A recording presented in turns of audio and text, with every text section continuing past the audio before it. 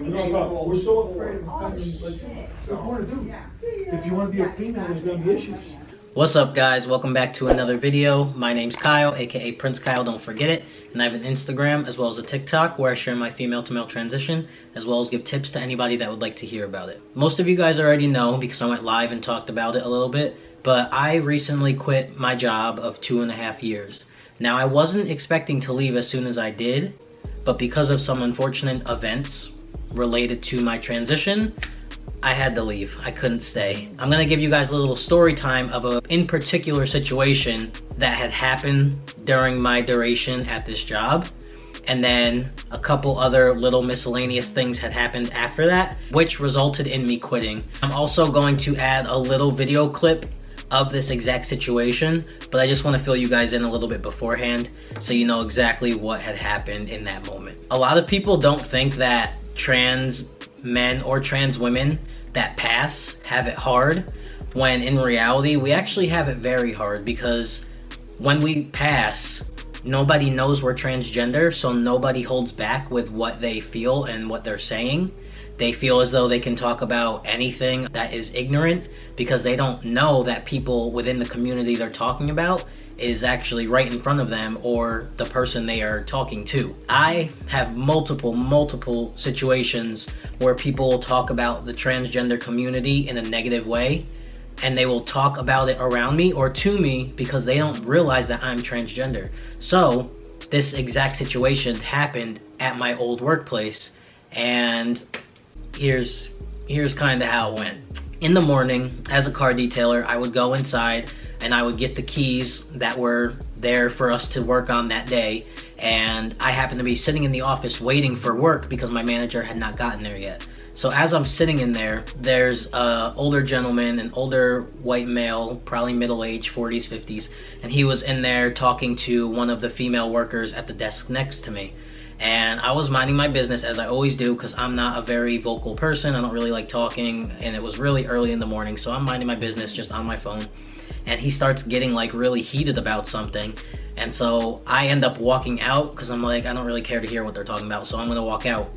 As I started walking out, I heard him say something about transgender people and trans women in particular.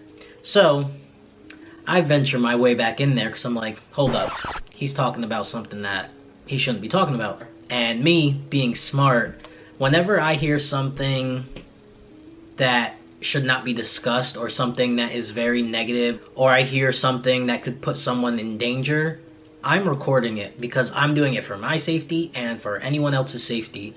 So what I did was, I didn't want to videotape the people's faces. I didn't want to videotape anybody that was in the surrounding area. So what I did was just turn on my camera and point it down to the ground so I could just at least get what I was hearing on film. This guy started talking about trans women and how they are able to use the women's room and how nobody can complain about anything, and a cisgender woman can't feel a certain way about these trans women using the bathroom, but God forbid we talk about how trans women should not be using the bathroom and it's a problem. So I let him continue to speak. I didn't want to jeopardize my job because I thought this man was somebody who was just a customer, a one and done. So I was like, you know what, whatever, he's just here for today, he'll be on his way, and hopefully someone intervenes and changes the conversation. I continued videotaping, and he kept looking at me, trying to get a reaction from me, because again, he didn't know I was transgender. He thinks I was just a cisgender guy, just waiting, chilling. And so he kept looking at me to like get me to laugh at what he was saying, and I was not laughing because it was not funny. Once he finished saying what he was saying, I walked out and I had the whole thing on recording, and now I'm going to show you guys the video that I happened to record when this guy was saying what he was saying. Oh my God, that We're so afraid of offending, like, what do you want to do? If you want to be a female, there's going to be issues. But the person that was female, born a female, says I'm using the women's room, that doesn't want to swing, and we don't care about her feelings. I'm like, well, how does that make any sense? That's the same one accept me. Don't. They Yeah, don't this want guy to actually defend said. their position. He says you can't ask any questions. Like you literally ask a question. There's no question you can ask They that have a doesn't meltdown. that doesn't give them a meltdown. He had no idea at this point. I brought it to my manager's attention. I let him listen to it, and he was like, okay, we can go bring this to HR if you're uncomfortable. That kind of rubbed me funny because obviously I was uncomfortable with what he said. Every single job I work, the first thing that we have to go through is harassment training. That is like the #1 thing at pretty much every job I've worked at, and now that's kind of just the thing for any job in general. You go through harassment training because people are crazy. So it rubbed me funny that my manager just said, well, we can bring it to HR if it concerns you. Obviously it concerns me, so I said yes, I would love to bring it to HR's attention to see what we could do about the situation. The reason I wanted to bring it to HR's attention is because I now found out that this man was not a customer. He was somebody who worked for this dealership that I worked at, and he brought like car parts to us. So he wasn't someone who was just going to be there one time. He was going to be there all the time. Also, the person that he was talking to, the woman he was talking to, she didn't stop the conversation or try and change the subject. She continued to just kind of agree with him and continue with the conversation. So I felt very uncomfortable knowing that these two people were going to be working with me constantly, and so I did bring it to HR's attention. Now when we went to HR, the women that were working in there, they were actually very apologetic and nice to me, and I really appreciated that. So it wasn't on them. They did what they could. They had me meet with the owner of this dealership. Again, I'm not gonna expose these people, although I should, but they don't deserve the clout, so I'm not going to. The owner of this dealership came in, he sat down with me, with the HR women, and they asked me to play the video recording.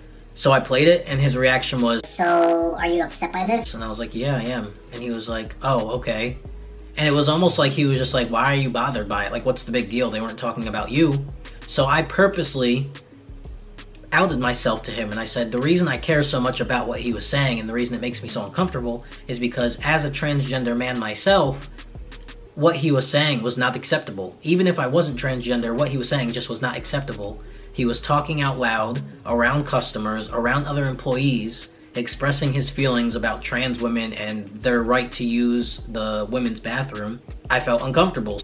The second I told the owner of this dealership that I was a transgender man, he completely changed his voice, his attitude, his personality. Literally everything changed like that because he now realized, oh, you're upset because you're transgender. This could be a huge lawsuit. Let me save my ass and act like I really care about your feelings. And that's exactly the vibe I got.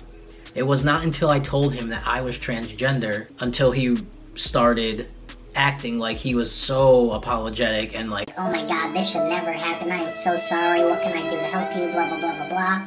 if I were to have said that I was just a cisgender guy who didn't appreciate hearing about people in a negative way, I don't think he would have taken it as serious, because he would have just been like, dude, why are you that upset? Like, they weren't talking about you, so who cares?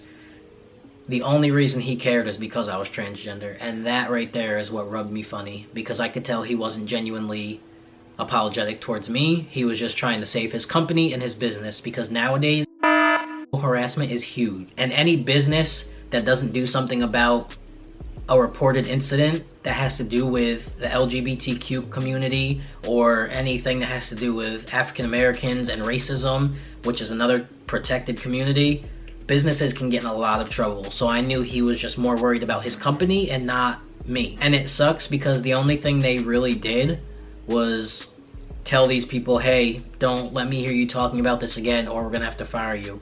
And honestly, I don't even think it would have came down to that. I don't think these people would have ever been fired, and it's very unfortunate.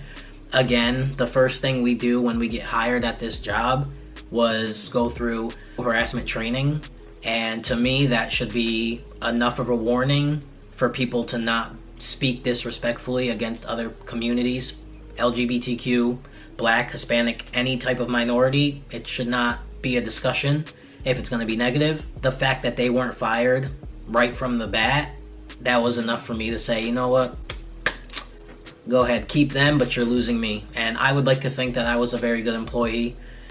So honestly, I think they lost out, and all I could do was move on and Honestly, the job paid horrible anyway. There was nothing left for me at that job, so that right there was just a nice little kick in my butt to get out of there quicker, and I'm happy I did. So all I can say to end this video is, if you are somebody who does not agree with the transgender community, or any community at that, watch what you say. Don't say it at all. If you have any hard feelings against a community, keep that stuff inside your own home. Don't bring it out into the world, because you do not know who is transgender out there. You don't know. You don't know who is transgender. You don't know who is gay, lesbian, straight, bi, pansexual, asexual. You don't know what someone is or who someone identifies as. So just don't speak on it. Keep your mouth shut, because you'd be surprised how many people are right in front of your face and you don't even realize it. Like when I tell you this man had no idea I was transgender and had no idea I was recording every word he said, just keep your mouth shut. If you got nothing nice to say, don't say it at all. And it's horrible because this came from like a 45-year-old man. You would think he would know better. I hope you enjoyed this video. I hope it was not very triggering. It needed to be said. I wanted you guys to know why I left this job, and I wanted people out there to realize that you don't know who you're around at the end of the day, and what you say could really be offensive and really get you in a lot of trouble. If this was a better job, honestly, those people would have been fired. So these type of things can get people fired. These type of things can get people beat up. Like, just keep your mouth shut. If you have nothing nice to say, don't say it at all. It's very, very simple. Until next time, guys, love you and have a good day.